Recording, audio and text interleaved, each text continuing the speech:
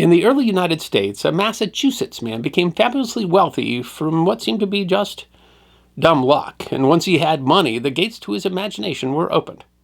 Though he was barely literate, he wrote a well-selling and famous book, and despite his poor education and eccentricities, he seemed to stumble from one profitable venture to another. His legendary luck, or possibly brilliance, has become wrapped up in folk tales that had him successfully selling coal to coal towns and mittens in the tropics.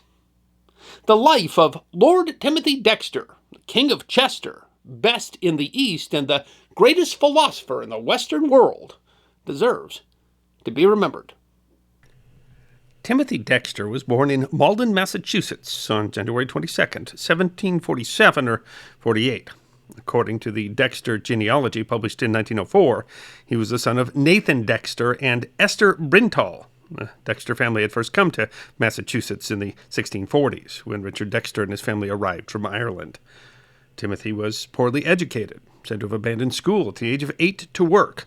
He was literate, but his writings are famous for their poor spelling and unique grammar. He worked first for a farmer in Malden for 6 years before being apprenticed to a leather worker.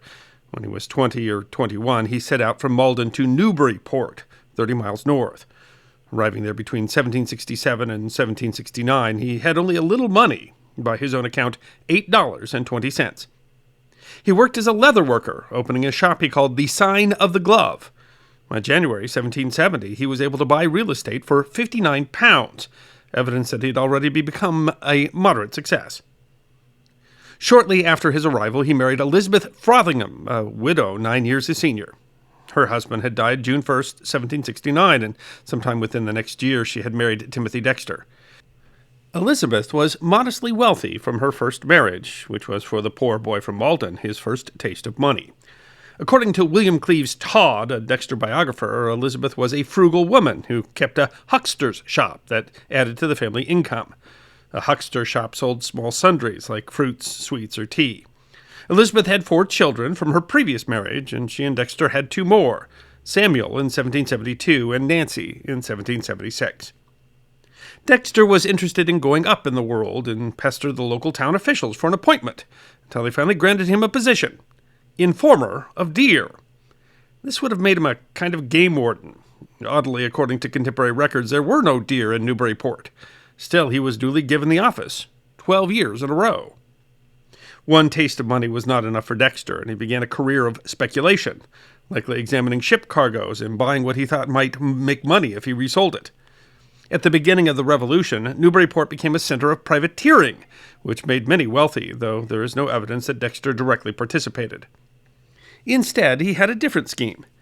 In 1775, the new Continental Congress began issuing money to pay for the war, including paying the army.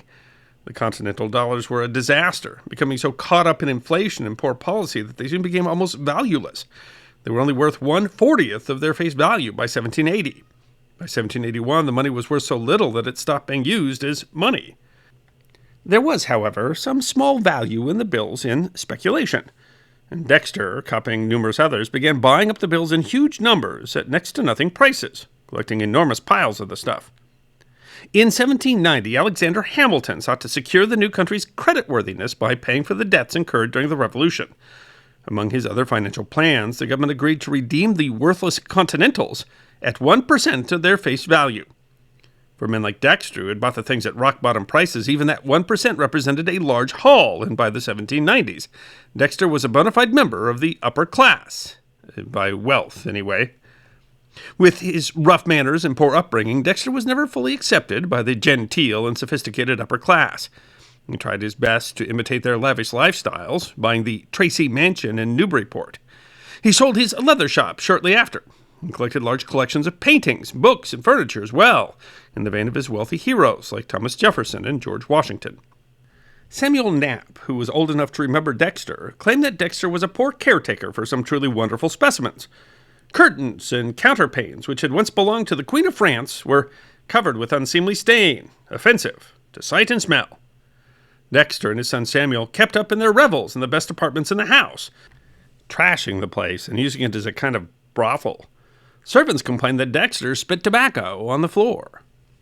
It's worth noting that, along with the rest of his legends, some of his biographers seem to have been biased against his rough manners, and maybe some of the worst comments should be taken with a grain of salt. Dexter was already a source of entertainment. In 1794, he posted advertisements in town to mankind at large, seeking a white devil, or a black one, or a copper one, or a blue devil, who had broken his windows. He added that he can't ride without much grinning, apparently referring to people laughing at his gaudily painted carriage. Stories of his eccentricities abound. Toward the end of his life, he bought a hairless dog, which he liked to walk in town. One historian wrote that the dog was as remarkable among his species as his master was among men. It was impossible to approximate, even to a suspicion, his pedigree. One later author speculated that it was a Mexican hairless dog. He was reported to throw coins to young boys who would shout, "There goes Lord Dexter," as he passed. He had a large collection of clocks, and Samuel Knapp reports that he named the ones that behaved best. When Louis XVI was killed in France in 1793, he bribed the church sextons to ring church bells and gave an impassioned speech on behalf of the dead king to the crowd that gathered. A history of Newburyport reports that Dexter appointed Jonathan Plummer his poet laureate, giving him a small salary, a suit of livery, a large cocked hat, a gold-headed cane, and induced him, by shrewdness and flattery, to write occasionally for the newspapers of the day verses in praise of his patron. His luck was legendary. His financial blunders, without fail, turned into fortunes. Once the recorder said he was having a boat built, and the carpenter asked him for more stays. Confusing the nautical term for ropes, he instead went to Boston and bought a large amount of whalebone, used to make stays in corsets. Instead of losing money, his purchase drove up the cost of whalebone in Boston, and he sold it back at a profit in Boston days later. Another version says that the broad skirts with whalebone became popular afterwards, allowing him to sell at a premium. He apparently repeated his ruse when he could find articles that seemed scarce. Possibly his most famous blunder was when an acquaintance advised him to sell warming pans in the West Indies. Warming pans were long-handled pans that could be filled with coals to heat a cold bed, useless in the sweltering Caribbean. But Dexter would laugh last when the pans were sold at a profit to sugar manufacturers as ladles. He claimed to have sold thousands of Bibles in the Caribbean for huge profits. Many of these stories lack historical confirmation in the form of records, but records do show that Dexter bought several ships, including the Mehetabel in 1790 and the Congress in 1792. Many of the tales were also clearly in circulation while Dexter was alive. William Cleves Todd thought that most of the stories Dexter told about how he got his money were simply the creation of his own brain, a great joke worthy of Mark Twain. Dexter claimed to have 9 tons of silver on hand, a remarkable sum that another biographer, John Marquand, suggests was a mistake. He argues that Dexter equated the British pound sterling to be equal to a pound of weight. He also supposedly sent wool mittens and stray cats to the Caribbean, which became unlikely successes when Asian merchants bought the mittens for export and the cats offered a solution to rats. At one point, it was suggested that he shipped coal to Newcastle, an idiom which meant to do something pointless, as Newcastle was a center for coal mining. His ship supposedly arrived, however, just at the moment of a general strike, and the coal was sold for profit. Among things we have evidence for, he was a supporter of the Essex-Merrimack Bridge Company, which alleviated congestion over the Merrimack River. He bought over 100 shares in the company and made long dividends on his ownership. He gave a speech at the grand opening of the bridge, which some called nonsense and others thought was actually given in French. He acquired a lion for a time and kept it in his yard and charged 9 pence for people to see it. He offered to build a brick building to replace the town's aging market square at his own cost if the town would call it Dexter Hall, but the offer was rejected. Despite his apparent good luck, his life was not all roses. He wrote in a newspaper that "I have been in hell all the time." His son Samuel purportedly lost all the cargo that Dexter had put on a ship sent to England. The son constantly demanded money, and at one point Dexter wrote that he was afraid of being killed by my son. His daughter married Abraham Bishop, who mistreated her and hurt me and my family, as Dexter put it, costing him 1 ton of silver. His relationship with his wife became very strained, and he began referring to her as the shadow or a ghost, and even the Mrs. Dexter that was. On December 10th, 1795, he published a letter in the newspaper to those well-known blackguards that he had proof of who had broken into his house and stolen several bank bills. In 1796, he moved to Chester, New Hampshire, seemed to have given up much of his trade and speculation. He claimed that he gave it up as he had made enough. It was in Chester where he earned the title Lord Timothy Dexter, King of Chester. The name was likely mocking, but he took it to heart. In Chester, he had a run-in with a lawyer or a judge, though the reasons aren't clear. Several stories suggest he was either with a young girl or flirting with her, while another merely says that he insulted the lawyer in the street. For his part, Dexter claimed the man owed him $100 and was mad that Dexter had been declared King of Chester. By September of 1796, he threatened to leave town. According to Chester history, in 1798, he offered to pave Chester Street at his expense if it were renamed Dexter Street, but the town meeting rejected it almost unanimously. Early in 1797, news in Newburyport was that Dexter was coming back, and he bought a different mansion on High Street. In 1798, he was again made informer of Deer. Here, he apparently reached his greatest level of eccentricity. He published frequently in the newspaper, talking of local events, random thoughts, and offering earnest advice. He had an entourage of astrologers and soothsayers and relied heavily on Lucy Lancaster, a black woman who served as his housekeeper. He built a mausoleum and a stunning green and white mahogany coffin, and then held a funeral for himself. He advertised the funeral in the newspaper as a mock funeral, so he evidently didn't fake his own death.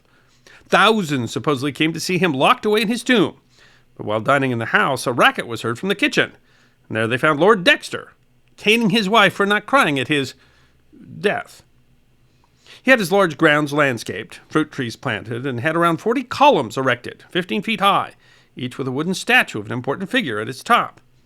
He announced in the paper that he was erecting a museum which will exceed in elegance and grandeur anything of the kind in the United States. Included were statues of Washington, Adams, Jefferson, Franklin, as well as Bonaparte and Admiral Nelson, although he was known to change the names of the statues on a whim. General Morgan yesterday is Bonaparte today, reads the 1838 biography Life of Dexter. Most important, of course, was a statue of himself. He included an inscription with his wooden statue that read, "I am first in the East, the first in the West, and the greatest philosopher in the Western world." The statues were carved by a young local ship carver named Joseph Wilson. Cleves claims the statues had but little merit as works of art and less as likenesses, but attracted crowds. Another biography suggested that the point of the display was to drive more people to his toll bridge. According to legend, Jefferson's statue held a scroll. The painter was painting lettering for the Declaration of Independence on the scroll when Dexter told him that Jefferson had written the Constitution, and that it should be written instead. Dexter was, of course, wrong, but after firing a pistol at the painter, the word Constitution was duly painted. He had minarets built, surmounted by gilt balls in profusion, and on top of the large center cupola sat a golden eagle. A contemporary noted that it was so garish that it looked like Christmas, gone mad. Among his most famous oddities is the book he wrote and published in 1802, A Pickle for the Knowing Ones, or Plain Truths in a Homespun Dress. The book, typical of Dexter, is meandering, contained descriptions of his statues, stories of his life, and what can only be described as wild ravings. The Newbury Herald described it as a jumble of letters promiscuously gathered together. He includes in it an outline for a Parliament of Nations, alongside thoughts on local politics and a dissertation on the character of the devil. Perhaps most peculiar, the book is completely devoid of punctuation. Despite being savaged by critics, the book was given away for free at his mansion and evidently had multiple print runs. Dexter called it a little amusement to mankind at large. The most famous part of this book came in a later edition, when a page was added that contained 11 lines of punctuation. Writing that some had complained about his punctuation, he told readers that they could pepper and salt them into the text as they pleased. When this page was added, or how, is less clear. Reference appears to it in an 1838 biography by Samuel Knapp, who claims that he was unable to find a copy of Pickle, but the page certainly appears in an 1838 reprinting. Which printing it first appeared in is less clear, and some have suggested that it could have been added as a loose leaf or a broadside before it was published with the book. In the last years of his life, he was as much Dexter as he'd ever been. He drank. He published odd bits of philosophy in the paper, such as wondering if men had once had wings, and guarded over his museum of painted figures. He died on October 25th, 1806. His complex relationship with his community showed in the obituary written in the local paper, the Newbury Herald, which called him perhaps one of the most eccentric men of his time, who, while born and bred in low condition in life, his intellectual endowments not being of the most exalted stamp, none but himself could be his parallel. while noting that it is no wonder that a splendid fortune which he acquired, though perhaps honestly, by dint of speculation and good fortune, should have rendered him, in many respects, truly ridiculous. The Herald goes on to write, "But among the motley groups of his qualities, it would be injustice to say he possessed no good ones. He certainly did. No one will impeach his honesty, and his numerous acts of liberality are in the recollection of all." He wrote his will in 1799, didn't change it after. Despite the animosity between them, he provided for both his ghost wife and his son Samuel, as well as his daughter and granddaughter. He left money to his birthplace, Malden, and $2,000 to Newburyport, which would be left to gain interest. The interest was meant to help the poor, outside of the almshouse. Despite the legend of his wealth and high living, his estate was valued at only $35,000. Adjusted for inflation, that would be around $900,000 in 2023 dollars. A tidy sum, but not one that lived up to his legend. His wife died in 1809, and Samuel only 3 months later. Only Nancy lived long after, dying in 1851. In 1815, a great storm destroyed most of the columns and knocked down the statues, many of which were sold or destroyed, and only one is known to have survived intact and has been restored, a statue of William Pitt.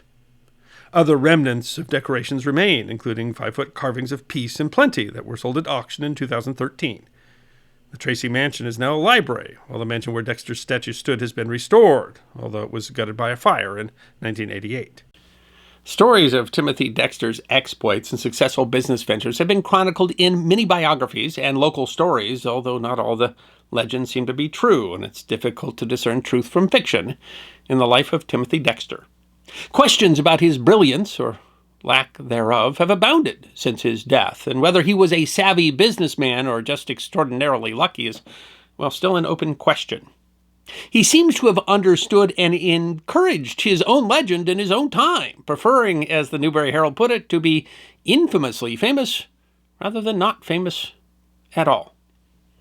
And what we have left is a man whose life story seems to have nearly disappeared inside his larger-than-life story, although exaggerations, when well remembered, become history themselves. As one historian put it, no one today can know for sure when and where Timothy Dexter was laughing at his audience, or where eccentricity ended with him and senility began. I hope you enjoyed watching this episode of The History Guy, and if you did, please feel free to like and subscribe and share The History Guy with your friends. And if you also believe that history deserves to be remembered, then you can support The History Guy as a member on YouTube, a supporter on our community at Locals, or as a patron on Patreon. You can also check out our great merchandise shop or book a special message from The History Guy on Cameo.